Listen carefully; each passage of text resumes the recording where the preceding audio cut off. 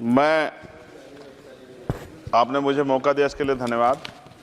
मैं अपने व्यक्तिगत जीवन में, मेरे आज भी याद है, मेरी माँ ने एक बार मुझसे कहा कि मेरे मामा बहुत गौरवशाली हैं कि उनकी बिटिया ने उनको प्लेन का सफ़र करा दिया। क्योंकि हम गांव से आते हैं, किसान परिवार से हैं, तो हर चीज़ की हमारे लिए अहमियत है। मैंने भी ये तय किया था कि मैं अपनी सैलरी से अपनी माँ को एक बार हवाई जहाज़ का सफ़र ज़रूर कराऊंगा। अब हालात ऐसी हैं, आप बेहतर जानते हैं, हमने देश भी जानता है, सब लोग जानते हैं कि गरीब आदमी हवाई जहाज़ में सफ़र नहीं कर सकता। प्रधानमंत्री जी तो कहा था बहुत दिन पहले कि चप्पल वाला जो है हवाई जहाज़ में सफ़र करेगा, लेकिन आज हालात ऐसे, किराया भाड़ा इतना बढ़ गया है, ये नीतियाँ हैं उसकी वजह से, कि गरीब आदमी सफ़र नहीं कर सकता है। गरीब आदमी तो ट्रेन में एसी के डब्बे में सफ़र नहीं कर सकता, इस तरह के हालात। तो मेरी मंत्री जी से मांग है कि कोई व्यवस्था ऐसी की जाए कि जो करोड़ों महिलाएं देश की हैं, करोड़ों परिवार ऐसे जिन्होंने सपना ही देखा हवाई जहाज को जाते, उनको भी एक बार मौका मिले कि हवाई जहाज का सफर कर लें। तो अगर किराया सस्ता होगा तो शायद वो प्रयास कर सकते हैं, उनके बच्चे प्रयास कर सकते हैं। साथ साथ वायु यात्रा में सेफ्टी सिक्योरिटी का बहुत ज्यादा ध्यान रखने की जरूरत है। कई बार हादसे हुए हैं, कई चीजों पर हमें गौर करना है। साथ साथ ज्यादातर एयरपोर्ट जो है वो प्राइवेट हो गए, और प्राइवेट होने की वजह से कर्मचारियों का शोषण होता है। कर्मचारियों की, क्योंकि हमारे यहाँ बेरोजगारी बहुत है, तो कर्मचारियों को वहां काम करने में जो सैलरी मिलती है उसमें एक बार का टिकट भी नहीं आता कई जगह पे। तो मेरी आपसे ये आग्रह है कि जिन लोगों जो प्राइवेट हो गए वहां भी सैलरी कम से कम न्यूनतम वेतन इतना होना चाहिए 20,000 रुपए, कि वो अपने परिवार का भी और सफर भी वो कभी कर ले, ऐसा मौका भी उन्हें मिलना चाहिए। साथ साथ प्राइवेट होने की वजह से SC ST OBC के बच्चों को जो नौकरी मिल जाती थी वो भी जीरो होगी। तो मेरी आपसे आग्रह है कि अगर प्राइवेट भी हो गया तो उनसे भी कहा जाए कि कमजोर वर्गों के लोग बच्चों को मौका दिया जाए।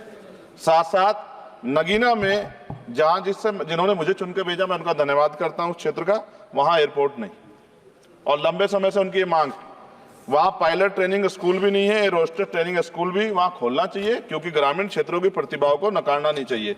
साथ साथ मेरा जिला जो है सहारनपुर, वहां एयरपोर्ट पुराना है, वो डिफेंस का है सरसावा में, लेकिन वहां से पैसेंजर जो है यात्रा के लिए कोई सुविधा नहीं।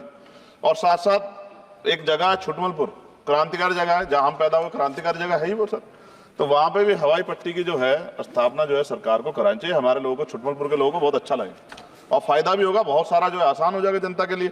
और सुबह से हम प्रयास कर रहे हैं सर कि हमें बोलने का मौका दिया। यहाँ छोटी पार्टियों के लिए थोड़ी समस्या है और 2.5 घंटे इंतजार का मौका मिल रहा है। मैं भाजपा के साथियों को याद दिलाना चाहता हूँ, एक समय था कि आप में भी 2 मेंबर ऑफ पार्लियामेंट थे, आज आपकी सरकार है, आपको तीसरी चौथी बार मौका मिला है। अगर हम लोग भी ज्ञान की कमी थोड़ी है किसी में, ऐसा तो रानी के पेट से ही राजा पैदा होता है या कोई माँ के पेट सीख के आता है। हम तो संघर्ष करके आए 15-15 साल, तो जब हमें मौका नहीं मिलेगा, अपनी बातें रख पाएंगे, तो हमारी बात कैसे पहुंचेगी। साथ साथ मेरा आपसे आग्रह है, ये मेरी मांग नहीं है, ये पंजाब के लोगों की मांग है। देश के प्रधानमंत्री जब कह के आए थे पंजाब में, कह के आए थे पंजाब में कि जब आदमपुर एयरपोर्ट का नाम जो है सतगुरु रविदास जी महाराज के नाम पर करने के लिए कह के आए थे प्राइम मिनिस्टर। आप पता करा लो, ऑन रिकॉर्ड है, प्राइम मिनिस्टर ने अपनी स्पीच में कहा जब पंजाब गए कि हम इस जालंधर में जो एयरपोर्ट है आदमपुर में, कि हम उसका नाम सतगुरु रविदास जी महाराज के नाम पे करेंगे। लेकिन सर दावे और वादे हैं, कब तक ये खोखले वादे होते रहेंगे। देश के प्रधानमंत्री की बात का कोई सम्मान होना चाहिए। क्या सरकार, मंत्री जी नहीं सुनना चाहते, या फिर उन्होंने झूठा वादा कर लिया, इन पे भी ध्यान देना चाहिए। लेकिन साथ साथ मेरी मांग भी है, मैं पुनः इस बात को दोहराऊंगा सर, कि गरीब लोग, मैं गांव में जाता हूं, मीटिंगों में जाता हूं, पूछता हूं महिलाओं से, कभी हवाई जहाज सफर किया? मैं लाखों लोगों से मिल चुका, आज तक गरीबों ने हाथ नहीं उठाया सर कि उन्होंने हवाई जहाज का सफर किया, हेलीकॉप्टर का भी नहीं किया है। क्योंकि सर इस देश में आर्थिक गैर बराबरी बहुत बड़े पैमाने पे है। गरीब पैदा होता है, मर जाता, ना अच्छा इलाज मिलता, ना सुविधाएं मिलती, बस उसका जीवन है कि वो पैदा हो गया, ऐसा लगता है मजबूरी में पैदा हो गया, उसको पैदा ही नहीं होना चाहिए था। इस देश में कमजोर वर्गों के लोगों का भी सम्मान होना चाहिए, उनको अवसर मिलना चाहिए। सरकार की योजनाओं में गरीबों की हिस्सेदारी होनी चाहिए, इस बात का ध्यान जो है सरकार को रखना चाहिए। और अगर सरकार नहीं रखती है तो वो सरकार सर गरीबों की नहीं हो सकती है। नौजवान जो है मंत्री सरकार ने दिए हैं, और मुझे उम्मीद है कि एक नौजवान दूसरे नौजवान के दर्द को और गरीबों के दर्द को और ग्रामीण क्षेत्रों के दर्द को समझेगा। और मुझे भरोसा है आपके ऊपर, आपकी शैली के ऊपर, क्योंकि पिछली बार भी विषय उठा था। हम जाते हैं सब लोग कि आप इस बात को इस बार सफल करने में कामयाब हो जाएंगे। मेरी मंगल कामनाएं भी है कि कोई गरीब परिवार आपको प्रार्थना करे, दुआएं करे कि आपने उनको ये मौका दिया, वरना आदमी पैदा होता है भारत में और गरीबी में मर जाए। चला। अब भी आजादी के 75 साल बाद भी अगर ये नहीं हो पा रहा है तो इस पे हमें गौर करना चाहिए कि क्यों नहीं हो पा रहा। कई सीनियर साथी हमारे यहाँ हैं, मैंने उनको प्लेन चलाते हुए देखा, मेंबर ऑफ पार्लियामेंट होते भी। मेरा विश्वास है कि अगर इधर से भी और इधर से भी सब लोग जनता के विषय में सोचेंगे तो जनता की जिंदगी आसान होगी, जो कि अभी नजर नहीं आती। और मैं फिर आपसे आग्रह करूंगा, आप चेक कराइए, SC ST OBC के बच्चों को वैसे ही नौकरी नहीं मिल रही है, और जब ये पूरा सेक्टर प्राइवेट हो जाएगा तो क्या रिजर्वेशन करेंगे हम लोग?